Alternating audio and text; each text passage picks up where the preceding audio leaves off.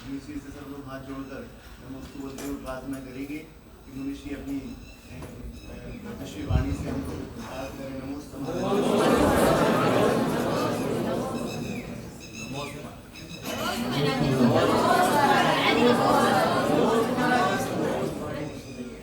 महाराष्ट्र की वाणी आज ओम नमः सिद्धेभ्यः।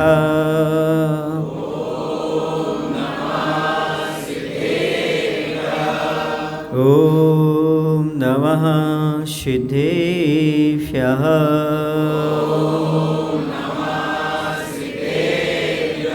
ओम नमः सिद्धेभ्यः।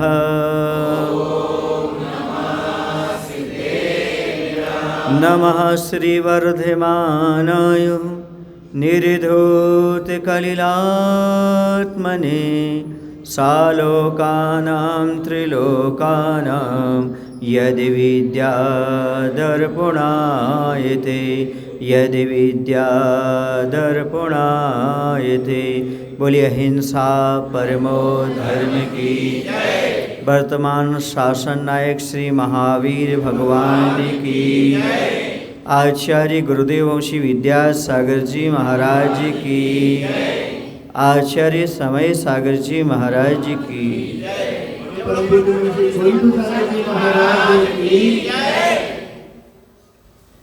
मैं कुछ क्षण बोला नहीं, आपको लगा निवेदन नहीं कर पाए।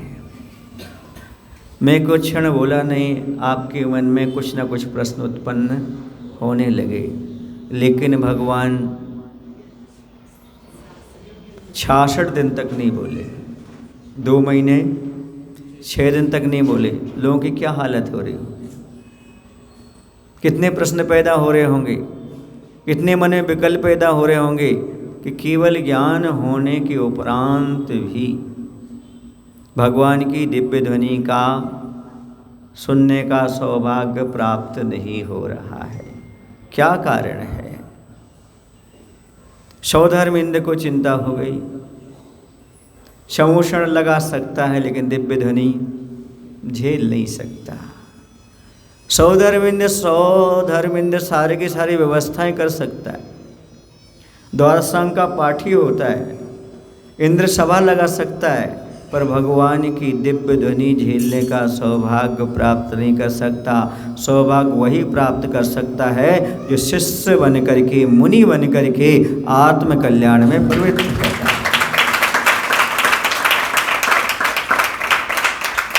आज एक शिष्य की कमी थी। शिष्य तो थे पर ऐसे योग्य शिष्य नहीं थे जो कि भगवान की दिव्य ध्वनि का अपने ऊपर आत्मसात करते हुए अन्य लोगों को बता सके, समझा सके। ऐसा कौन ज्ञानी होगा? अवधि ज्ञान से जाना एक इंद्रभूति है जो कि 500 शिष्यों के साथ रह रहा है। उसके स्वयं शिष्य, वो किसका शिष्य बनेगा? उसे तो बहुत अहंकार है, उसका मिथ्या ज्ञान तो बहुत बड़ा छड़ा है। वह तो कहता मैं हर किसी शास्त्रार्थ करने के लिए तैयार हूँ, वो भगवान महावीर के पास आएगा भी नहीं। अवधि ज्ञान से जाना आखिर आएगा कैसे? तो एक काम करो, उसके अहंकार को पुष्ट किया जाए तो आ जाएगा। बोली क्या? चलो अपन चल करके कुछ बातें करते हैं। जा करके द्रव्य है, अस्तिकाय है, तत्व है, इन सब का प्रश्न करते हैं। जब उत्तर नहीं दे पाएगा तो पूछेगा प्रश्न कहाँ से लाए हो? तो बोल देंगे भगवान महावीर से लाए। तो वो कहेगा चलो हम स्वयं चलते हैं। और ऐसा ही हुआ। जब उससे बातें रखी, उसको मालूम तो था नहीं कितने द्रव्य होते, कितने तत्व होते हैं, क्योंकि मिथ्या ज्ञान था। चलो हम भगवान महावीर को उत्तर देते हैं। अंधा क्या चाहे? दो आके इतने ही तो चाह रहे थे, बेटा तुम भगवान महावीर के पास तो चलो, फिर तो सारा काम बन जाएगा। ऐसे मैं तुम लोगों से कहता हूँ, एक बार गुरु के पास आ तो जाओ, फिर तो अपने आप काम बन जाएगा।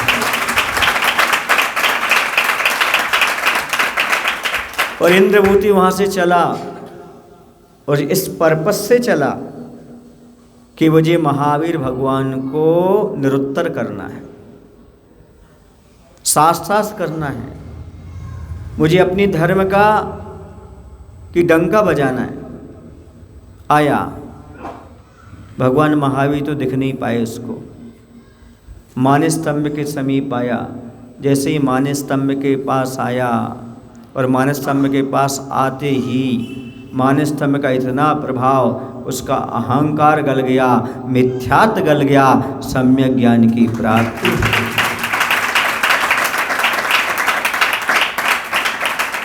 शायद इसलिए उसका नाम मान स्तंभ है। जहाँ पर मान स्तंभित हो जाए, जहाँ पर मान वहीं पर खड़ा हो जाए, आगे ना बढ़ सके, उसका नाम है भगवान का मानस स्तंभ। वहीं ठहर गया, वो आगे बढ़ नहीं पाया, उसका मिथ्यात्व गल गया। अब शास्त्रार्थ नहीं करेगा, अब नीचा नहीं दिखाएगा, अब खुद को ऊंचा बढ़ाने का प्रयास करेगा। मिथ्या दृष्टि दूसरे को नीचे दिखाने का प्रयास करता है और सम्यक दृष्टि अपने आप को ऊंचे उठाने का प्रयास करता है। बस सम्यक दृष्टि और मिथ्या दृष्टि में इतना ही अंतर हो जाता है। मिथ्या दृष्टि अपने आप को बड़ा बनाने के लिए दूसरों को नीचे गिराने की बात करता है और सम्यक दृष्टि दूसरों को गिराने की बात नहीं करता, अपने आप को प्रभु और गुरु के चरणों में उठाने की बात करता है। इस जीव के अंदर दोनों चीज़ें हैं। जब मिथ्यात आता है तो गिराने की बात करता है, जब सम्यक आता है तो उठने की बात करता है। जैसे इंद्रभूति के साथ दोनों चीज़ें थी, पहले गिराने की बात करता था, अब उठाने की बात। और जैसे ही भगवान महावीर के समूषण में पहुंचा, भगवान को देखा, क्योंकि सम्यक दर्शन प्राप्त हो गया था। पहले ऐसा था कि मिथ्यात की दशा में प्रभु से अपने आप को बड़ा मान रहा था, और अब सम्यक हुआ तो कहता है दुनिया में सबसे छोटा मैं हूँ, प्रभु ही सबसे बड़े हैं, प्रभु ही सबसे बड़े। और जाकर के निवेदन करता है सीधा इंद्रभूति, दीक्षाम देहि, हे भगवान मुझे दीक्षा प्रदान करो, मेरा कल्याण करो। देखो कितना परिवर्तन हो गया भगवान के चरणों में आते ही। ये है मानस स्तंभ का प्रभाव, ये है मंदिर का प्रभाव है, ये है प्रभु का प्रभाव। इसी तो मैं आपसे कहना चाहता हूँ, इस चतुर्मास में जितने भी नास्तिक हों, जितने भी धर्म से ना जुड़े हों, एक बार उन्हें प्रवचन सभा में ले आना, थोड़ा ना थोड़ा तो परिवर्तन में अवश्य आ जाएगा।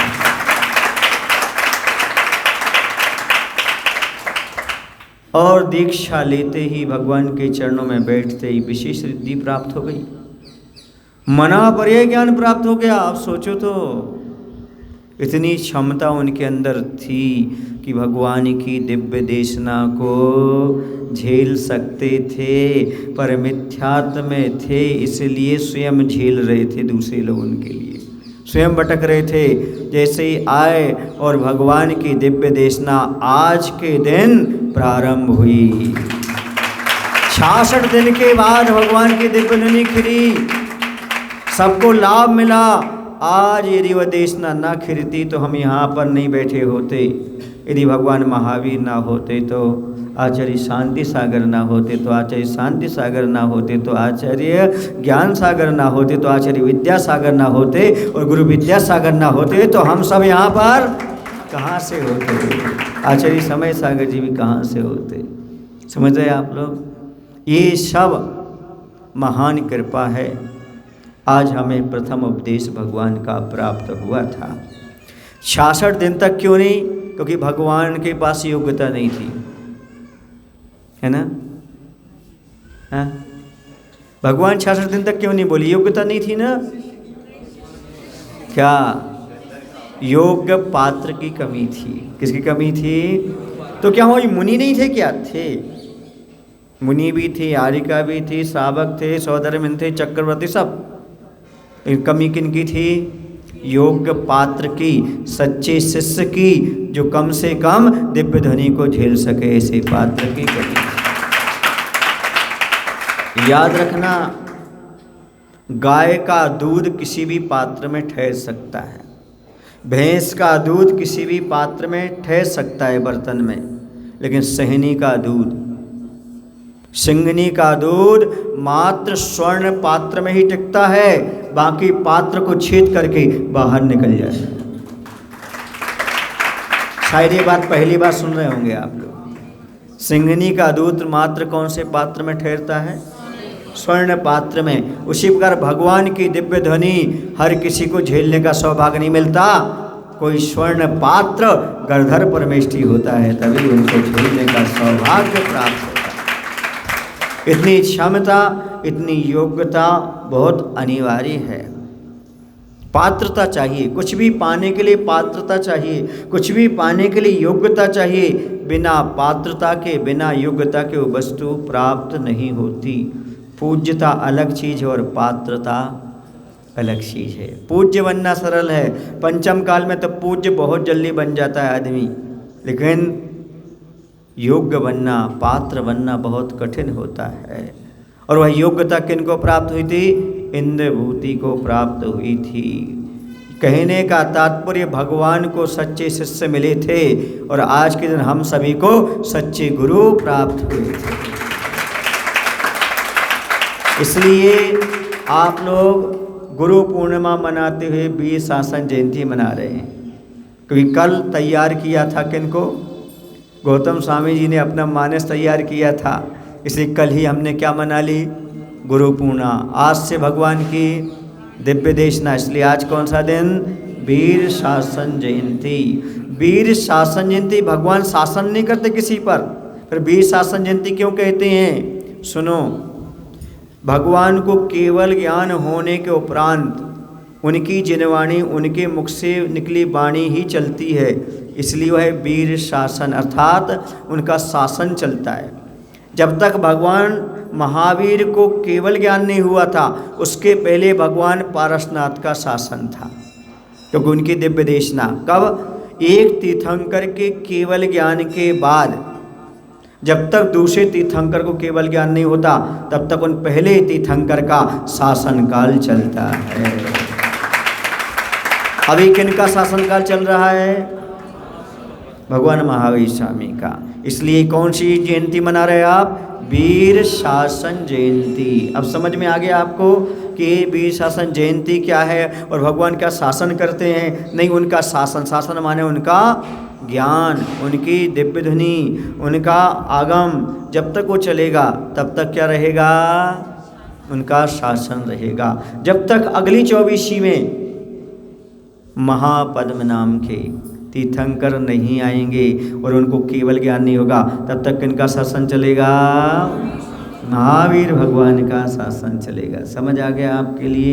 ये कहलाता शासन। कोई वो राजा नहीं है, बल्कि महाराजा नहीं है, बल्कि वो राजा और महाराजाओं के भी महान राजा है, ये मान करके चलो। ऐसे वह भगवान महावीर का प्रथम उपदेश सुनने का हम सभी को सौभाग्य मिला था। और आज हम सभी को क्या मिले थे? गौतम स्वामी गुरु के रूप में प्राप्त हुए थे। हमने गौतम स्वामी को तो नहीं देखा, लेकिन हमने अपने गुरु विद्यासागर जी को अवश्य देखा। जब उनके चरण सानिध्य में रह कर के उपदेश सुनते थे, हम सभी मुनिराज बैठ कर के, आर्यिका संघ भी, सावक गण सब देख कर कैसा लगता था। आज वर्तमान में तीर्थंकर सम विभूति को लेकर कोई जन्मे है तो आचार्य भगवंत विद्यासागर से।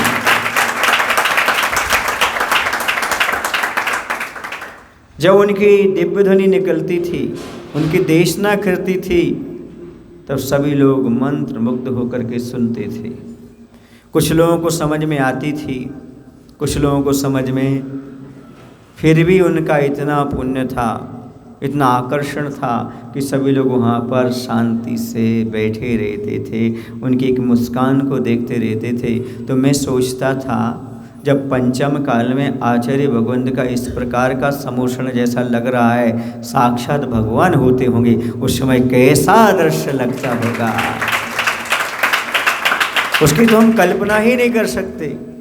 समूषण में जहाँ पर देव हैं, त्रियंच हैं, मनुष्य हैं, सबके अपने अपने कोठे हैं, मुनिराज हैं, आरिका हैं, सावक हैं, चक्रवर्ती हैं, ये सब जहाँ पर बैठते होंगे समूषण में कैसा लगता होगा। थोड़ा परिकल्पना करो और ध्यान रखो, ध्यान करो कि भगवान कैसे समूषण में अपनी दिव्य ध्वनि खिराते होंगे, गधर परमेष्ठी कैसे झेलते होंगे और हमें कैसे समझ में आता होगा।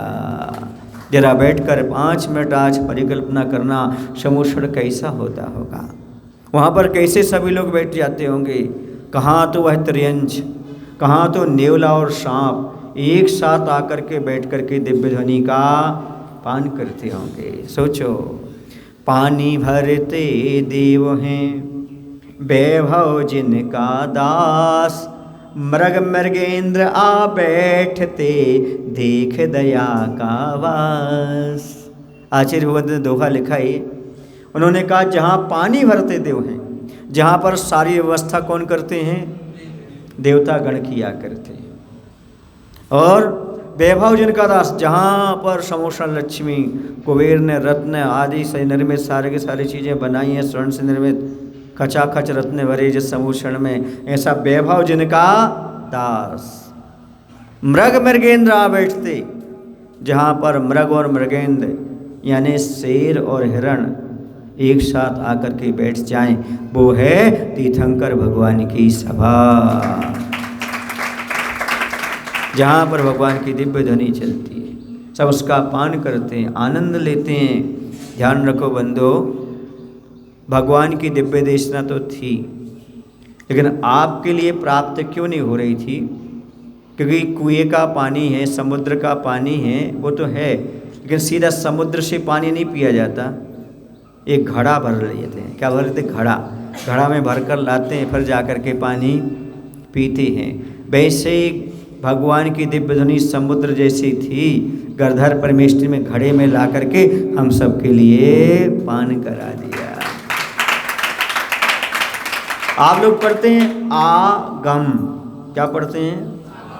आगम समझते हो? आगम किसे कहते हैं? जो सारे गम अपने पास बुला ले, अर्थात जिसको पढ़ते ही अपने सारे गम उनके पास पहुंच जाएं, वो है आगम। आ माने होता है आप्त, आप्त माने सच्चे देव। गा माने होता है गणधर परमेष्ठी। मा माने होता है मुनिराज। कितने? 3। कौन कौन?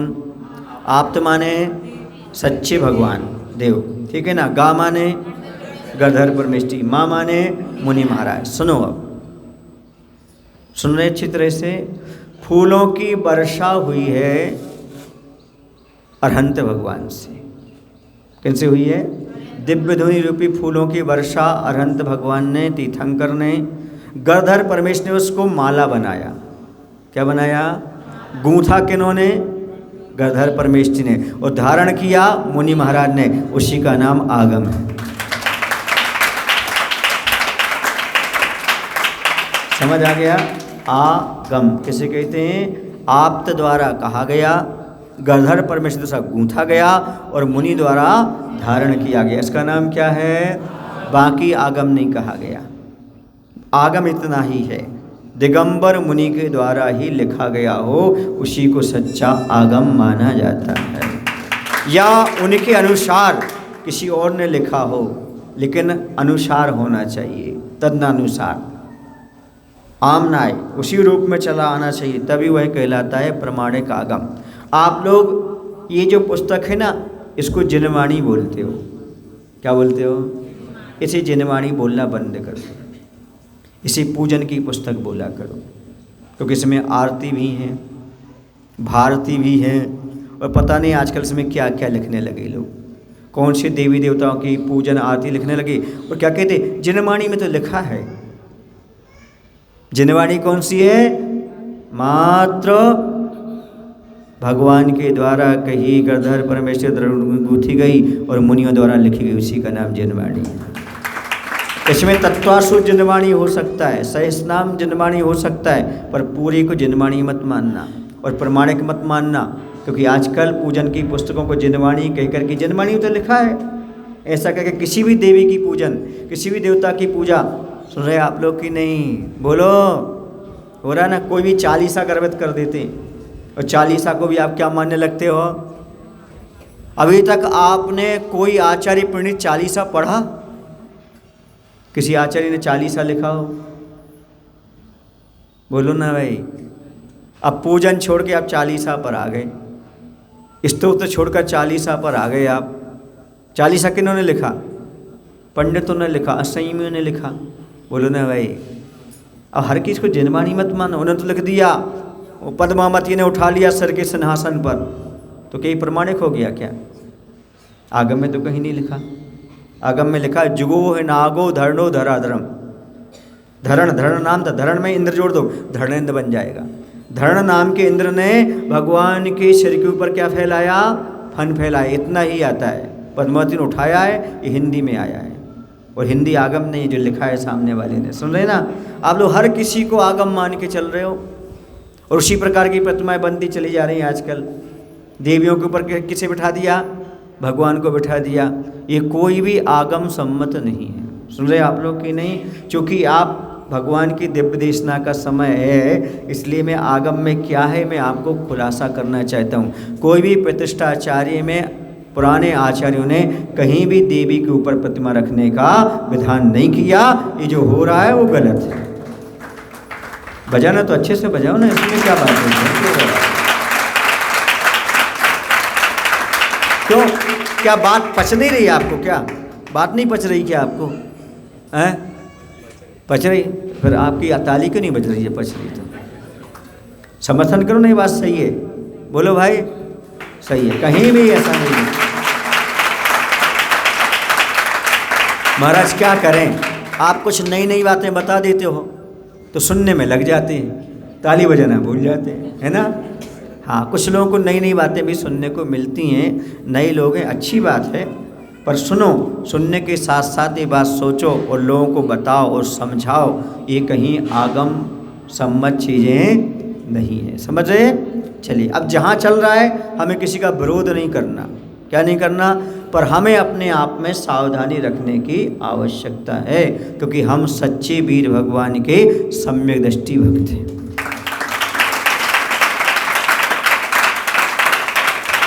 गुरु यही काम तो करते हैं, गुरु वही काम करते हैं। गा का अर्थ क्या होता है? गंभीर। ऊ का अर्थ उदार होता है। रा का अर्थ होता है रहस्य। ऊ का अर्थ उद्घाटन होता है। कहीं कहीं अर्थ लिया गया अंधकार। अंधकार को दूर करने वाले यदि कोई होते हैं तो हमारे गुरु महाराज होते हैं। और कौन सा अंधकार? अज्ञान रूपी अंधकार को दूर करने वाले हमारे गुरु महाराज होते हैं। मैं तो ये कहता हूँ, आचार्य भगवंत ने जितना अंधकार जैन दर्शन के अंदर, जैनियों के अंदर था, उसे दूर किया है, उतना इस युग में किसी ने नहीं किया है। कितनी मिथ्या धारणाएं बनी हुई थी, उन सारी मिथ्या धारणाओं को समन कर दिया। और आप लोग बोलते ही हैं शिथिलाचार निवारी। क्या बोलते हैं? हाँ, हे भगवान, हे गुरु महाराज, आपने शिथिलाचार को समाप्त कर दिया। इस युग में हमें ऐसे गुरु मिले, समझो साक्षात गधर परमेश्वर जैसे हमें आचार्य विद्यासागर जी महाराज।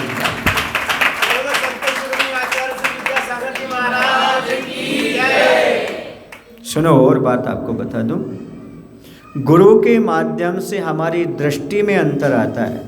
जब दृष्टि में अंतर आता है तो सृष्टि में अंतर आ जाता है।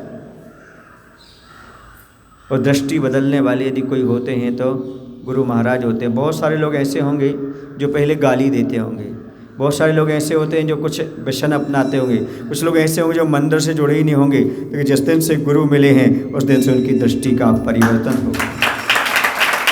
और दृष्टि का परिवर्तन हुआ तो सृष्टि का भी परिवर्तन हो गया। सब अलग अलग नज़र आने लगा। पहले कुछ अलग नज़र आता था और आज कुछ, और नज़रें बदली तो नज़ारे बदल गए, और नज़ारे बदल गए तो हमें संसार से किनारे मिल गए, और हमारे लिए इतने अच्छे गुरु महाराज मिल गए। हो गया। तो दृष्टि का परिवर्तन गुरु से होता है, और दृष्टि परिवर्तित हो जाती तो सृष्टि का भी परिवर्तन हो जाता है। दिशा का बोध गुरु से मिलता है। एक पुस्तक है दिशा बोध, कौन सी? हाँ, कभी पढ़ लेना, आपके हाथ में आ जाए तो। दिशा का बोध मिलता है तो दशा का भी परिवर्तन हो जाता है। गुरु महाराज आपको दिशा बोध करते हैं, आपको किस दिशा में जाना है, आप किस दिशा में चल रहे हो, आपको डायरेक्शन दे करके सही दिशा में चलाते हैं। और जब दिशा सही हो जाती है तो जीवन की दशा ही बदल जाती है।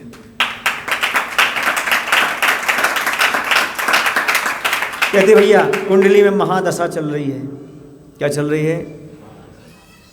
अरे मैंने सोचा भैया कुंडली में महादशा चल रही है, अपन एक काम करो, कुंडली बदल लो, गोत्र ही बदल लो, अपनी दशा बदल जाएगी।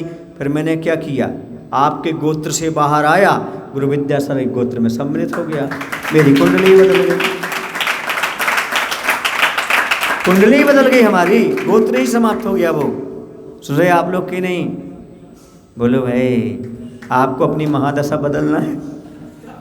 बोलो चलो कोई बात नहीं, आप मुनि नहीं बन सकते, सच्चे मायने में सावक बन जाओ तो भी आपकी कुंडली बदल जाएगी। कोई महादशा आपको परेशान नहीं करेगी। महावृत्ति के साथ जुड़ जाओ, तुम्हारी महादशा समाप्त हो जाएगी, आपकी कोई महासत्ता प्राप्त हो जाएगी। आप ये गुरु महाराज की कृपा से होता है।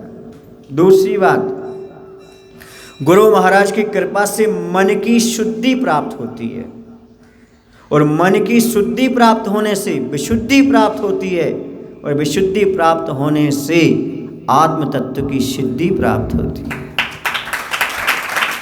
मन की शुद्धि प्राप्त करना चाहते हो तो अपने आप को गुरु महाराज से जोड़ लो। जैसे गौतम स्वामी अर्थात इंद्रभूति ने अपने आप को प्रभु से जोड़ा तो उनकी कुंडली बदल गई, उनका भविष्य ही पूरा का पूरा बदल गया। इस प्रकार हम भी यदि गुरु से अपनी कुंडली जोड़ लेंगे तो निश्चित रूप से जो कुंडली मारकर बैठे हमारे अंदर, कौन? कर्म, वो अपने आप शिथिल होकर के नष्ट हो जाएंगे और आपको भी मुक्ति का लाभ प्राप्त हो जाएगा। गुरु के बिना ही संभव नहीं। जिसके जीवन में गुरु नहीं उसका जीवन शुरू नहीं है। बिना गुरु के कैसे जी रहे हैं आप? जैसे आपका एक फैमिली डॉक्टर होता है, फैमिली डॉक्टर होता कि नहीं होता है? एक फिक्स रहता है, घर में किसी कोई भी समस्या हो तो उनसे कांटेक्ट करके अपना इलाज ले लेते, घर बैठे ले लेते हैं उपचार। फर्स्ट एड ले लेते कि नहीं लेते? ले लेते। उसी प्रकार से आपके जीवन में कोई भी समस्या आए, आपका एक फैमिली गुरु होना चाहिए। उनको बताओ, उनके आशीर्वाद से अपनी सारी समस्याओं का समाधान। गुरु बिना कैसे? डॉक्टर बिना इलाज नहीं, और गुरु बिना कल्याण नहीं और ज्ञान नहीं। यदि इलाज चाहते हो तो डॉक्टर की सलाह ले लो, और यदि अपनी आत्मा को पवित्र बनाना चाहते हो तो गुरु की शरण को स्वीकार कर लो। इसके अलावा और कोई तरीका नहीं, कोई रास्ता नहीं। जिन्होंने भी अपना रास्ता बदला है, रास्ता चयन किया है, तो मात्र गुरु महाराज के द्वारा ही किया है। आज वीर भगवान के शासन को सुरक्षित रखने के लिए हमें आचार्य भगवंत जैसे आचार्यों की आवश्यकता है। नीर को लाने के लिए गागर की जरूरत है, नीर को लाने के लिए गागर की जरूरत है, और रत्नों को पाने के लिए सागर की जरूरत है, और रत्नों को पाने के लिए सागर की जरूरत है। वीर शासन की सुरक्षा के लिए बंधु आज संत विद्यासागर की आवश्यकता है।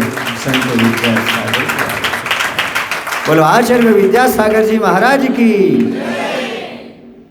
प्रवचन समाप्त नहीं कर रहा हूं, आज आवश्यकता है। वीर शासन को यदि आगे तक ले जाना है, सच्चा मार्ग यदि आगे तक आपको देखने को मिले, ऐसा कुछ करना है तो सच्चे गुरु को अपनाने की आवश्यकता है। व्यक्ति सामने ना हो पर व्यक्तित्व तो हमारे पास है। उस व्यक्तित्व को अपना करके अपने जीवन में धारण करके बहुत कुछ काम कर सकते हैं। आप लोगों को कोई गुरु मिले हो ना मिले हो, और मुझे तो गुरु मिले हैं। कौन? आचार्य भगवंत विद्यासागर जी महाराज। आप भी उन्हें गुरु मानते हैं, पर आप शिष्य नहीं बने। हाँ हाँ, शिक्षा दीक्षा प्रायश्चित किनको देते हैं? आपने कौन सी शिक्षा ली, कौन सी दीक्षा ली? इसे याद रखो, आप आचार्य भगवान के शिष्य नहीं हो, भक्त हो। अब मैं भगवान से प्रार्थना करता हूँ, आचार्य भगवान ने सद्बुद्धि दो, समय सागर जी महाराज ने सद्बुद्धि दो, अब ये भक्त हैं, आगे शिष्य बन सकें,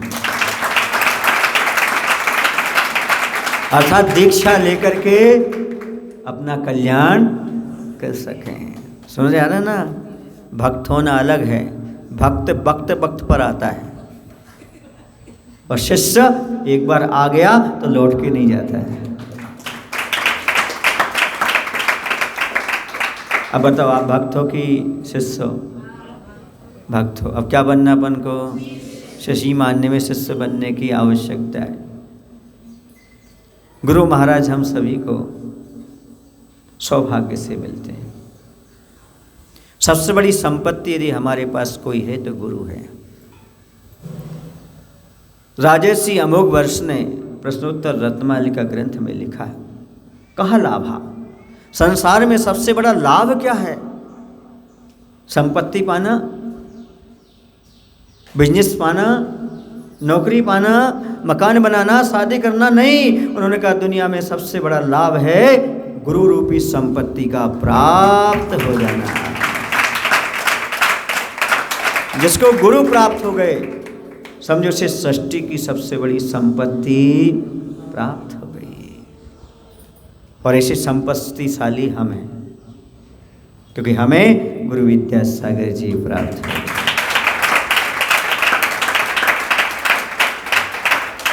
थोड़े थोड़े तुम भी हो, क्यों? क्योंकि तुम्हें भी भक्त बनने का सौभाग्य प्राप्त हो। समझ आ रहा? यदि आपने व्रत लिया हो, प्रतिमाएं ली हो, तो समझना आप भी शिष्य की कोटि में आ गए। अणुव्रत भी आपने लिया तो भी आप शिष्य की कोटि में। समझ रहे हैं आप लोग कि नहीं आ रहे हो? तो कम से कम इतना अपने जीवन में कर लो। महामृति नहीं बन सकते तो गुरु मिली हैं, तो गुरु के शिष्य तो बन सकते हो ना। किसी ना किसी रूप में शिष्यत्व स्वीकार करो।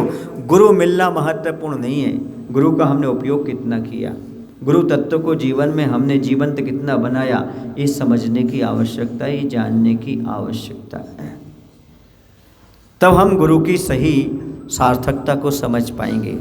आप कितने लोग हैं, जितने लोग चाहते हैं कि इस भाव में चाहे कुछ भी हो जाए, शिष्य बन करके ही जीवन का उपसंहार करेंगे? जरा हाथ ऊपर करना। कुछ लोग बड़े आराम से हाथ उठा रहे हैं।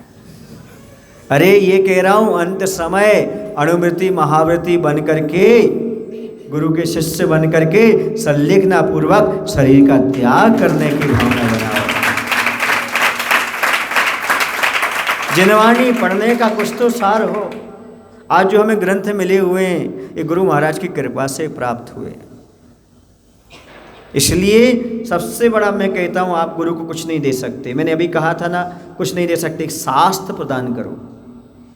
इस शास्त्र आपके लिए, जैसे कौंडिस ग्वाला के लिए कुंद कुंद आचार्य बना गया, पता नहीं शास्त्र आपको कौन सा ज्ञान प्रदान कर देगा।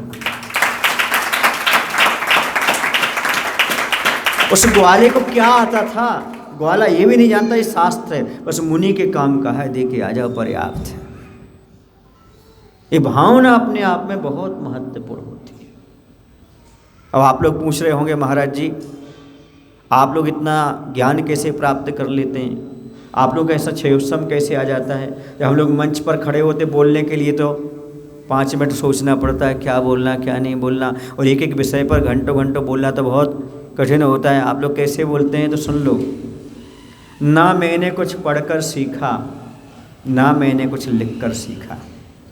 अच्छे सुनना, ना मैंने कुछ पढ़कर सीखा, ना मैंने कुछ लिखकर सीखा, मैंने जो कुछ सीखा गुरु विद्यासागर की सेवा करके सीखा। सेवा करने से जो ज्ञान प्राप्त होता है, उनकी चर्या को देखने से जो ज्ञान प्राप्त होता है, वो किसी ग्रंथ में नहीं मिलता। इसलिए मैंने ज़्यादा कोई ग्रंथ नहीं पढ़े भैया, मैंने एक निर्ग्रंथ आचार्य भगवंत को पढ़ा है बस। एक गुरु को पढ़ लो, सब कुछ प्राप्त हो जाएगा, सब कुछ प्राप्त हो जाएगा। बस गुरु महाराज को देखते रहो, उनकी सेवा करते रहो, उनके नज़दीक रहो, आपको सब कुछ जो भी महत्वपूर्ण ज्ञान है वो आपको अपने आप प्राप्त हो जाएगा। उनकी चर्या को देख करके, उनकी वाणी को सुन करके, उनके साथ रह करके, सेवा करके सब कुछ प्राप्त हो सकता है। लोग कहते सेवा से मेवा मिलता। कौन सा मेवा? जो भी आपको परोस रहे हम, यही मेवा है और कुछ नहीं। ये सब उन गुरु की कृपा से। एक बुद्धू भी तुम्हें बुद्धिमान लगने लगे तो समझो गुरु की कृपा जरूर है उसको। कभी एक बुद्धू भी क्या लग रहा है आपको? बुद्धिमान लग रहा है। क्यों लग रहा है? उनके ऊपर किनकी कृपा है? गुरु महाराज की कृपा है। जब से किया है दर्शन तेरा, मैं तो निहाल हो गया। आप लोग भी दर्शन किए होंगे ना आचार्य के। जब से मैंने दर्शन किया तेरा, मैं निहाल हो गया। दुनिया में था कंगाल, अब तो माला माल हो गया, अब तो माला माल हो गया। समझ आ रहा? ये माल किसने प्रदान किया? आचार्य भगवंत ने। जो मैं आपको परोस रहा हूँ किनका माल है? हाँ, कंपनी हुई है। मैंने एक दिन कहा था ना, गुरु विद्या सागर की छोटी सी दुकान जहाँ मिलता है हर प्रकार का सामान। नहीं मिलता? मिलता है। अच्छा ये बताओ, कितने लोगों ने आचार्य के पैर छुए? जितना पूछो उतना उत्तर दो। अब हाथ नीचे कर लो। कितने लोगों आचार्य के पैर पड़े? आप तो एजुकेटेड हैं। कितने लोगों ने आचार्य के पैर पड़े?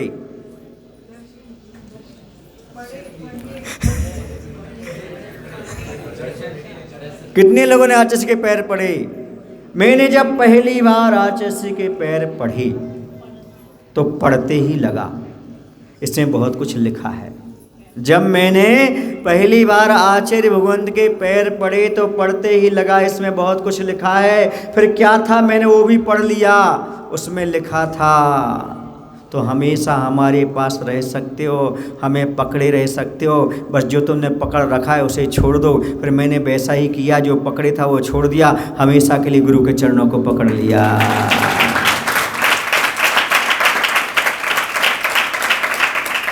आपने आचार्य के पैर पढ़े? बताओ क्या लिखा था? छुए तो हैं, पढ़े नहीं हैं। क्या है? आप तो पढ़े लिखे थे, छूने में क्यों रह गए आप? मैं भी पढ़ा था, पर 2 अक्षर पढ़ा था, वो भी उल्टा पढ़ा था। सब ए भी पढ़ते, अपन BA पढ़ा था, तो मैंने पढ़ लिया। यदि आपको किसी गुरु के चरण मिल जाएं तो छूना मत, पढ़ने का प्रयास करना। एक बार पढ़ लेना आखिरकार उसमें लिखा क्या है, उनकी गंतव्य दिशा क्या है, वो करते क्या है, उसमें यही लिखा है। सब छोड़ो, कुछ नहीं रखा है। हे गुरुवर शास्त्र शुभ दर्शक, ये नग्न स्वरूप तुम्हारा है, जग की नश्वरता का साचा दिग दर्शन कराने वाला है। गुरु की मुद्रा को देख करके, उनके चरणों को देख करके देखो, इस संसार में कुछ नहीं है। तभी तो इन्होंने सब कुछ छोड़ दिया, नंगे पैर चल रहे हैं, सब त्याग कर दिया, संसार में कुछ नहीं है। आत्म कल्याण के पथ पर बढ़ने की भावना बना करके आगे चलें। अब मैं इतना ही पर्याप्त समझता हूँ। भगवान की प्रथम देशना आज के दिन थी। आज कितनी तारीख है? कल कितनी है? परसों से 13 दिन है। 13 तारीख को आप लोग मंच की स्थापना कर देंगे। 14 से वीर भगवान की देशना का कुछ अंश आपके बीच में प्रस्तुत किया जाएगा। सुनो, ग्रंथ आप पढ़ोगे, किसी और से पढ़ोगे, वो आपको आनंद नहीं आएगा। जो मैंने ग्रंथ निर्ग्रंथ से पढ़ा है आचार्य भगवान से, वो आपको पढ़ाने का प्रयास करूंगा, स्वाध्याय करूंगा। तो आपको बड़ा आनंद आएगा। बीच बीच में आचार्य ने इसके बारे में क्या कहा, आचार्य का क्या मंतव्य था, वो आपको सब सामने रखूंगा। आपको ऐसा लगेगा जैसे आचार्य श्री जी की बात मेरे तक पूरी पहुंच रही है।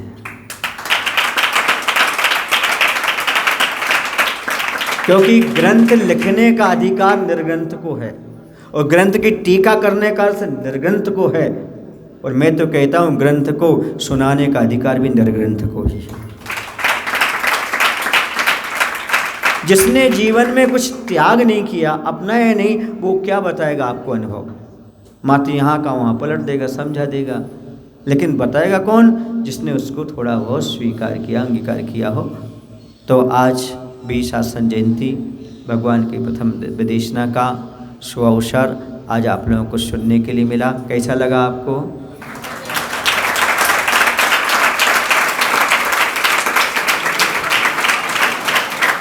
महाराज जो हमने लिया वो झरा दिया, नीचे गिरा दिया, नहीं, कुछ ऐसा भी लगना चाहिए जो अंदर जाए, कुछ ऐसा कड़वा भी लगना चाहिए जो अंदर जाए कि हे भगवान कब तक हम भक्त बने रहेंगे, अब तो हमें शिष्य बना लो, अब तो हमें शिष्य बना लो। ऐसा भाव बनाओ। बोले महावीर भगवान की, बोले गौतम स्वामी महाराज की।